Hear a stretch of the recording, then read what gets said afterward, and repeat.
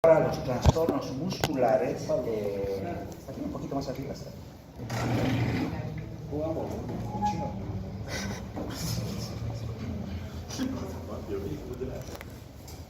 Ustedes ya saben la semiología, la fisiología, es fácil, todo es fácil. La base de todo es eso, ¿no? Conocer, entender cómo funciona para saber ya poder entender las patologías.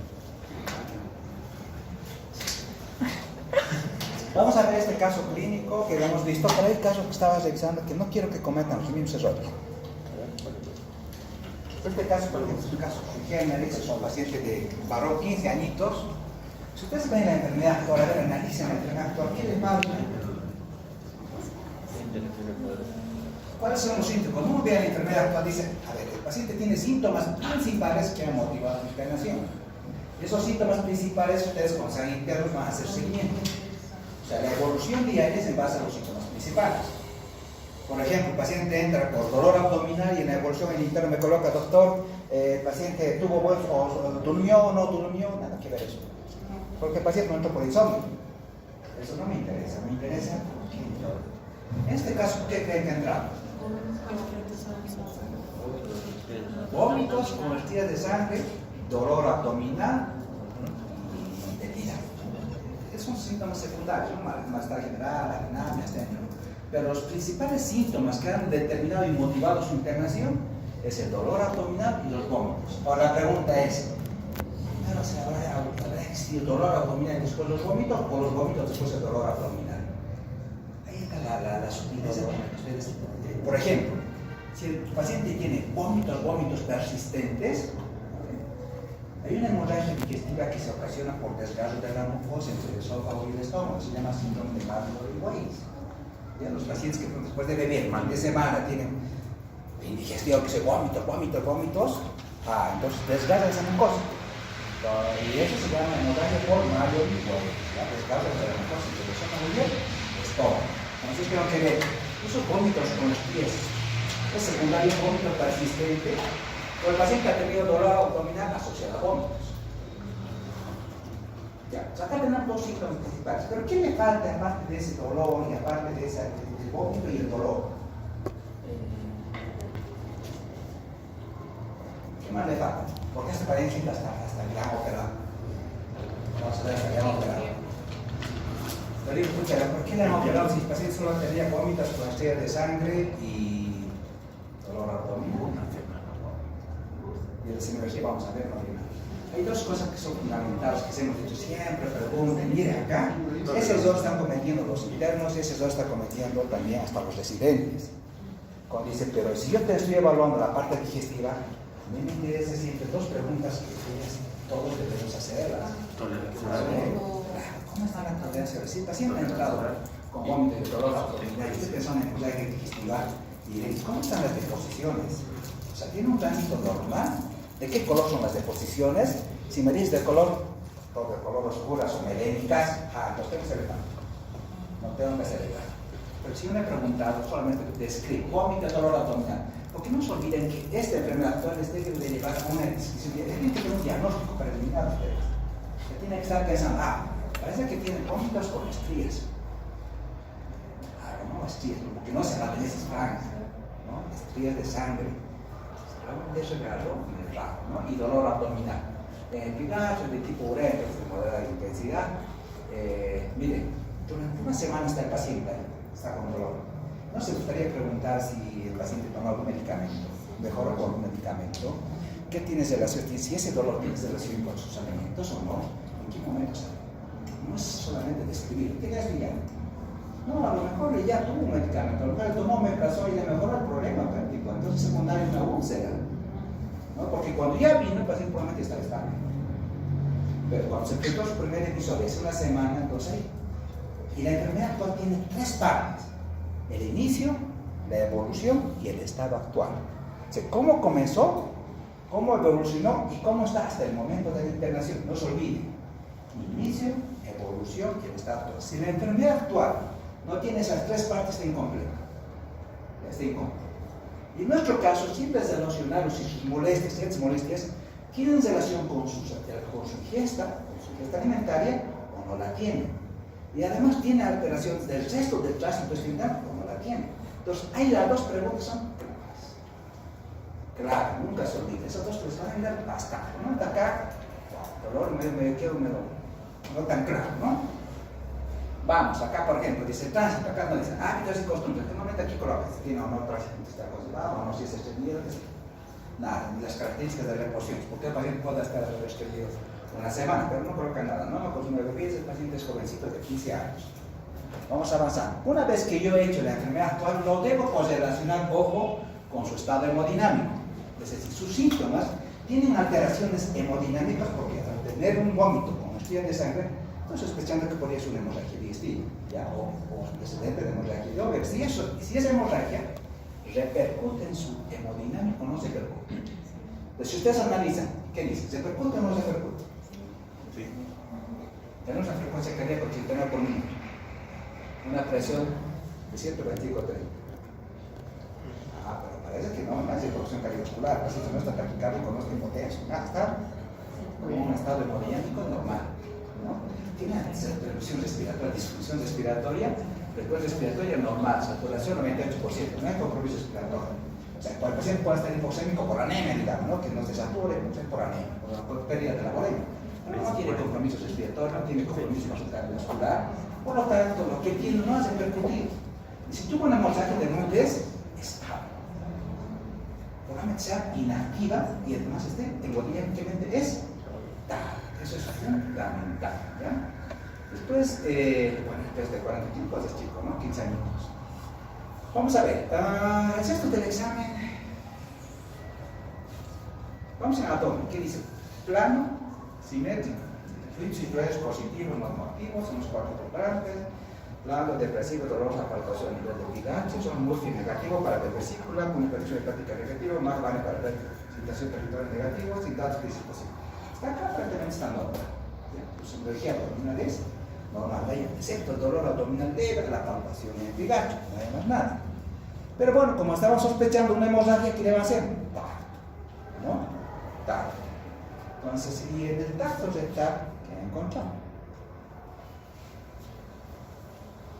Y además esto, ¿no? Que son los nasogásticos. Y acá es importante, esta mañana revisamos justamente un artículo como los chicos decían, ¿cuáles son las indicaciones de una sonda nasogástrica? Porque ustedes van a estar en emergencia. Entonces, ¿qué son las nasogástricas? Tenemos dos tipos de pacientes. Ustedes están pensando en una hemorragia digestiva, uno que son por varices y uno que son por úlceras. Se divide eso. Después hay las otras causas. Si es por varices, hay que tener mucho cuidado. Porque por qué razón ustedes pueden provocar una hemorragia o reactivar hemorragia, porque la causa son las varices. Entonces, inclusive está contraindicado por la sonda nasogástrica en pacientes con hepatopatía que estén sospechando de una hemorragia por varices. Tengan mucho cuidado, ¿no? Por eso cada paciente es diferente. Los protocolos son guías, pero hay que contextualizar al paciente. La sonda nasogástrica, el paciente por principio probablemente sí está indicado, pero hay otra enfermedad también, ¿no? Dicen, ¿para qué servirían sin la sonda nasogástrica? Muchas veces en el hospital nosotros colocamos cuando el paciente tiene un sangrado activo, ¿ya? El paciente está hipotenso, taquicárdico, queremos nosotros verlo, ¿no? Porque el paciente, el endoscopista, va a hacer la endoscopía digestiva en ese momento de urgencia, pero a veces se quiere ser lavado, va a ser lavado, más que todo para limpiarla, va a hacer limpieza del contenido gástrico, porque parece, el paciente, aparte de la hemorragia, puede tener una gastroparesia, puede tener un estómago detencionista, es decir, que una lesión en el duodeno haga que el estómago tenga contenido gástrico. Y el endoscopista no va a ver nada, porque lo que va a encontrar ahí es comida. Entonces, con la sonda nasogástrica se puede hacer la base. Entonces, en esos casos indican, solo estaría indicado con estos en caso de lavado gástrico para que el endoscopista haga una buena terapia. Es más, nada, ¿ya? Y para ver, muchos lo compramos al hospital para ver si entra, ¿no? Pero bueno, pues tengan mucho cuidado. Sonda nasogástrica y lavado gástrico, más nada. Ahora, por ejemplo, este paciente tiene gastroparesia, tiene estómago retencionista, tiene alteración de su vaciamiento gástrico, está alterado. Pero el débito, ¿cómo debía ser el débito? Si era importante el estómago, les cuento que le han operado, y esa es una cosa que vamos a ver en poquito al final. Pero, ¿qué les parece el débito? Si el paciente tiene, por ejemplo, un estómago dilatado, ¿qué es lo que debía haber en la sonda gasogástrica? Un débito gástrico importante, esta vez es retención gástrica. 2 litros, 3 litros de contenido gástrico, de comida no digerida. Pero este chico nada, no por corazón nada, solamente débito gástrico afuera. Entonces no parece haber datos que sugieran, digamos, por este procedimiento que tenga retención gástrica. Pero repito, cuando el paciente tiene gastroparesia zona nasogástrica y el débito por la sonda es hasta 2.000, hasta 3.000, hasta 5.000 litros en su caso. En serio, ¿sabes? ¿No? Entonces, wow, tiene un estómago retencionista. Pero esto tenía un nombre. Bueno, a este paciente le hemos hecho tanto. ¿Y el tanto qué les parece? Todo normal, excepto dice el guante dedo explorador manchado con heces, restos de melena, hemorragia digestiva. Melena, hemorragia digestiva. Ahí le hace una pruebita, ¿no? Hemos dicho, una prueba de lo si pasa positivo. Si usted saca agua oxigenada, 2 gotitas de agua oxigenada al dedito, y si sale espumita, ya. Pero si da positiva, es sangre, es sangre. ¿No? Esa es la prueba de toxicidad. Pero bueno, acá, bueno, nos corroboramos que es una hemorragia digestiva, realmente, muy bien. Pues lo ingresamos y en sus laboratorios. ¿Qué les parece?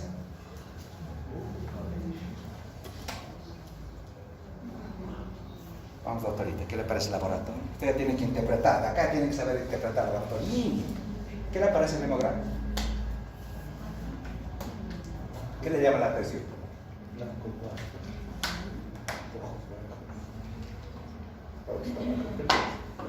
Vamos, ¿qué está normal?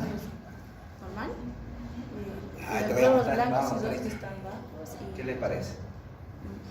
Estos parámetros, chicos, de referencia pueden variar de un laboratorio a otro, pero ya lo tienen que conocer. A esta altura tienen que interpretar ustedes mínimamente un hemograma, un perfil hepático, ya tienen que hacer. Por lo menos los chicos que están conmigo haciendo la práctica ya saben muy bien, y lo primero que vemos es todo esto, ¿no? Solo los blancos. Tenemos leucopenia. Ojo, no tenemos leucopenia, tenemos anemia, la hemoglobina está baja, la plaqueta gracias a Dios está normal, ¿no? Pero hay 2 elementos otros que están alterados. Ojo, si los 3 elementos son para anemia, leucopenia y trombocitopenia, tiene enfermedad motor, tal vez tenga leucemia este paciente. Ojo, hay que tener cuidado, ¿no? Pero por suerte hay uno que está normal. Entonces, pero tenemos 2, ¿no? Que están alterados. Bueno, ¿por qué es importante esto? Cuando yo estoy sospechando que mi paciente tiene hemorragia, yo quiero corroborar si es cierto lo que, y cuánto ha perdido en hemorragia. Puede que tu paciente, por ejemplo, tenga hemoglobina normal. Wow, parece que no es hemorragia, no es activo, o me está mintiendo el paciente, ¿ya? Pero acá está, sí tiene hemoglobina por debajo del parámetro. Entonces el paciente evidentemente sí tuvo hemorragia. Ahora le creo, porque el laboratorio me lo está demostrando, ¿no? Pues ya todo eso está bien. ¿Qué les parece? A todos pedimos este perfil metabólico, la glucosa, ¿no? La creatinina, perfecto. El proteinograma también, que es un poquito la luz trabaja. Jóvenes, ese procedimiento, bueno, más bien. Los electrolitos también, la PSA no hay mucha alteración respecto. Ya después le hacemos un control, después de la endoscopía le hacemos esos controles. ¿Qué les parece? Eso es el laboratorio de control ya después de la endoscopía. Los blancos han subido. Han subido. No se olviden que el paciente con hemorragia digestiva puede tener leucocitosis. Eso no significa que esté infectado, ¿ya? Es una situación inflamatoria. Pues hemorragia digestiva, leucocitosis, tranquilos, no se preocupen, eso es por hemorragia normal. Pero acá está normal, ¿no? La hemoglobina ha subido, está en 10, ha subido, está casi normal. Las plaquetas también están normales, esto está normal. Bien. Sus tempos tiempos también están bien, la presión, la creatinina, todo ok. Y esta es la endoscopía. ¿Qué les parece? Dice la endoscopía al final concluye con todo, dice, es un estómago retencionista. Pero dicen, pero de estómago retencionista, pero clínicamente, ¿qué debía tener ese estómago retencionista? Puede decir, a ver si yo podía haber indagado un poquito más, ¿realmente este paciente tenía un estómago retencionista? ¿Tenía este paciente plenitud postprandial? ¿Tenía? ¿O no las tenía? Entonces, habría que ver esto. Si tiene síntomas de retención, Hemos dicho los dos síntomas principales de retención gástrica, ¿cuáles son? Es fundamental, vamos a ver, pero ¿cuáles son los dos síntomas principales? Vamos a hablar.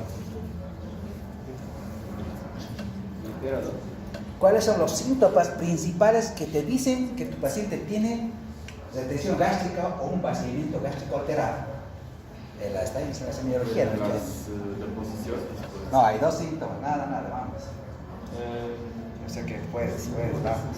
Hay dos síntomas principales, porque nosotros tenemos que sacarle jugo a los síntomas, chicos. Eso, plenitud, postprandial y llenura precoz. ¿Cómo está así? Está lleno, está distendido. Esos son síntomas me dicen que tiene vaciamiento gástrico alterado. Entonces yo debo conocer esos síntomas y qué importancia tienen esos síntomas. Si no, estamos vamos a ver. ¿No? Entonces este paciente, pero ustedes me la dan, si tenía o no tenía. En el momento no decía que tiene. Por eso no sabemos si sus síntomas están relacionados, o sea, si estos síntomas que le has referido a su ingreso están relacionados con el diagnóstico. No los tiene. Ya el paciente no dice que tiene esto. Pero si nosotros podríamos preguntar, a lo mejor sí.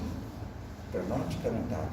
No hemos dicho cómo es su digesta, cómo su programa la semana, toda la vida, la marcha de sangre, tiene hinchazón del estómago, no se le hincha.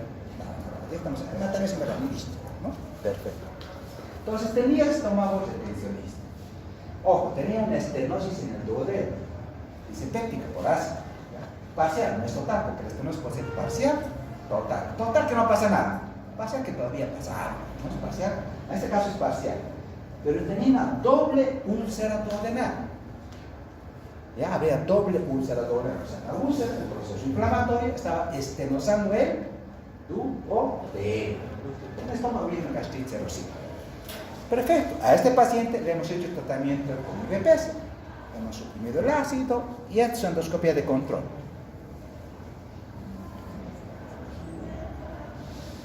Pasada las 72 horas, le hacemos una endoscopia de control. Y dice esofagitis grado A, sospecha de metaplasia pulmonar, gastritis nodular, estenosis duodenal, pero ya no hay úlcera. Por lo menos aquí ya no la describe, es decir, lo ha cicatrizado y ya no existe. Ya, o sea, es como que, wow, entonces la úlcera, por lo menos hasta ya no la describe, ¿no? Es probable que con el tratamiento ya mejorado. Pero uno dice, pero doctor, ¿cuál es la causa de la úlcera? En pacientes jóvenes, la principal causa de úlcera, ¿cuál es?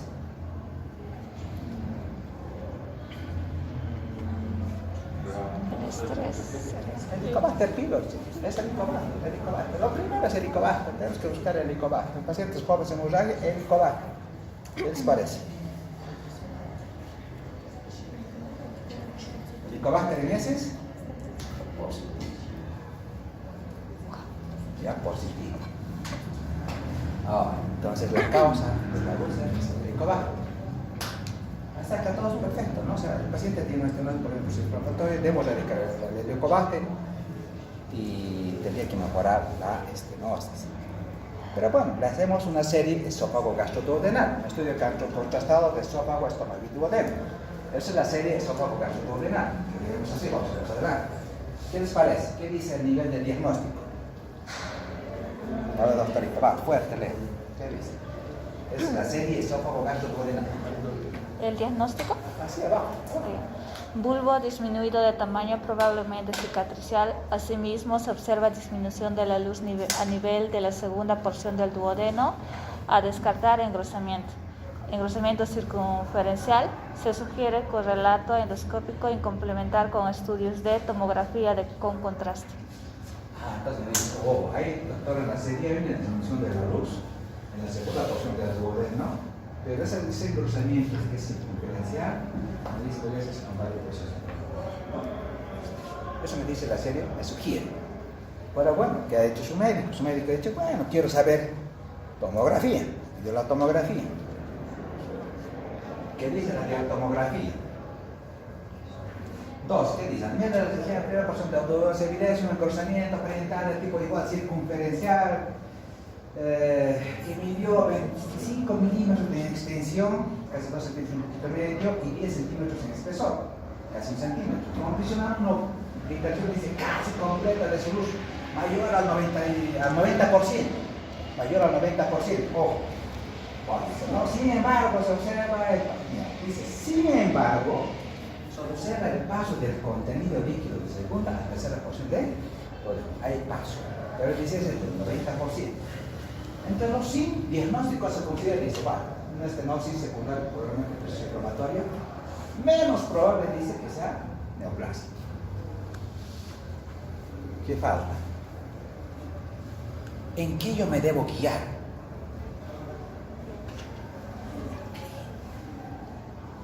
A este paciente que han hecho esto.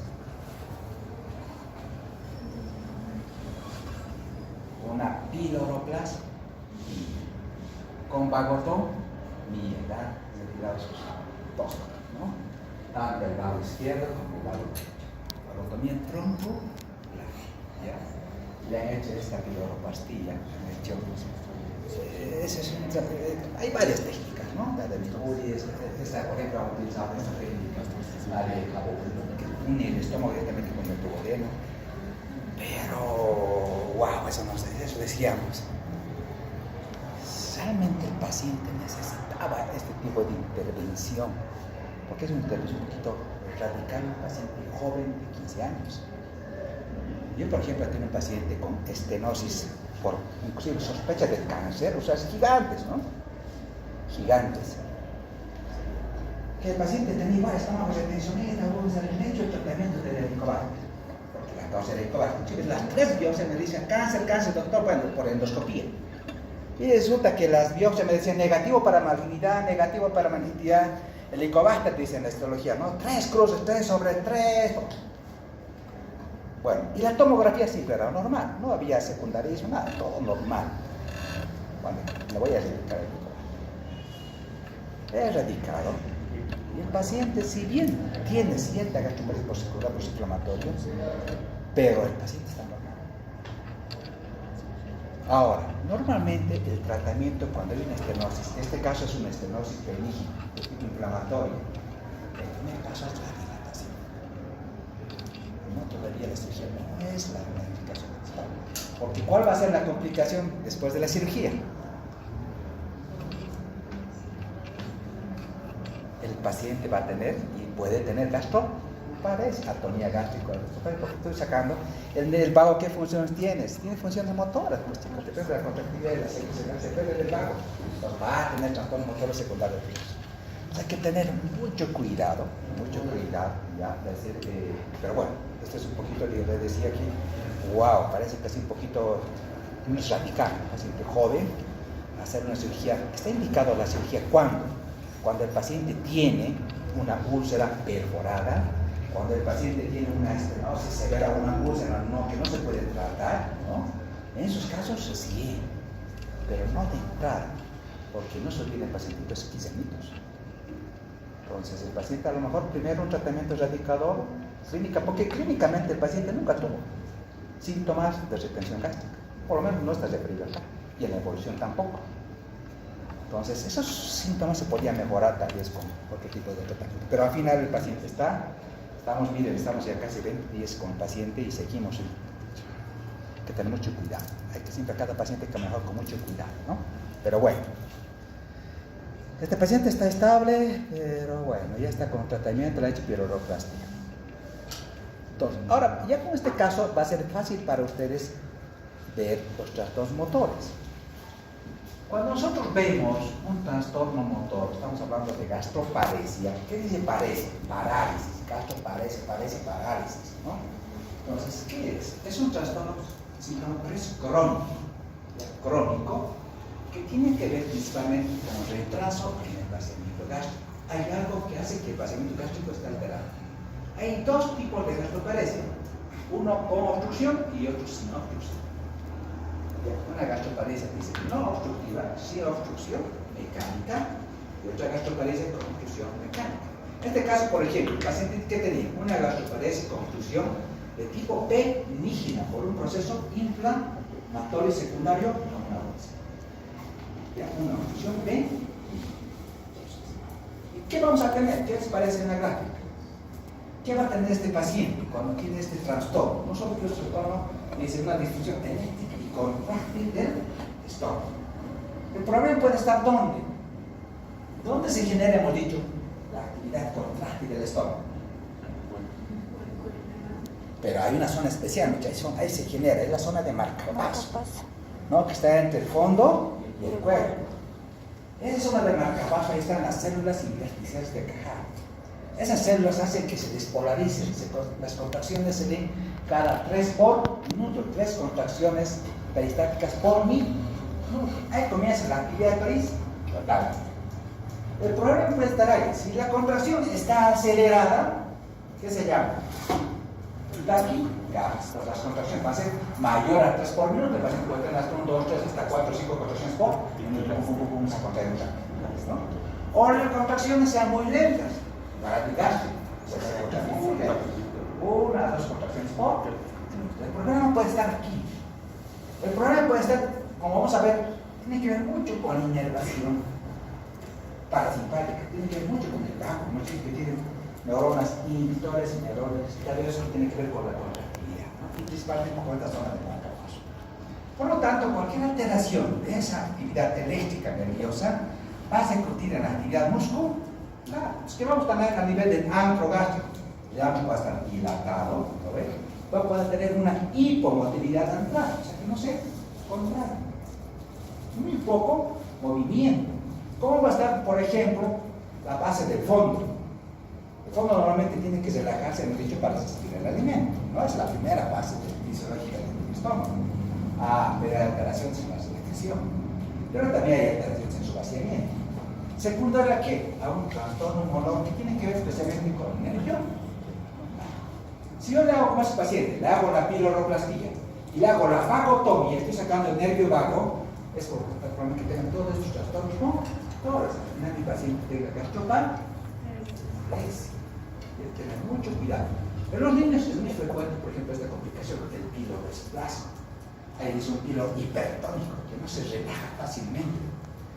Pero es eso, pues nuestro trastorno motor tiene que ver con esto, ¿no? Y aquí se resume lo que dijimos, es la reacción gástrica normal. ¿Cómo comienza? ¿Dónde comienza? En la zona de marcapaso, las células se despolarizan 3 ciclos por minuto. Esta actividad contráctil tanto es circunferencial, también en sentido longitudinal, pero siempre en sentido distal. Eso es lo que hace que las 3 funciones, primero la primera función, ¿cuál es? La fase receptiva, desde la acción del fondo gástrico. La segunda función, ¿cuál es? La segunda actividad motora, ¿cuál es?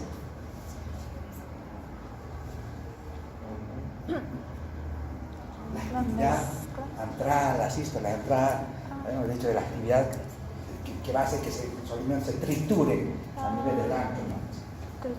Y la tercera es ya la evacuación, ¿no? Pero con continuación antropiloro.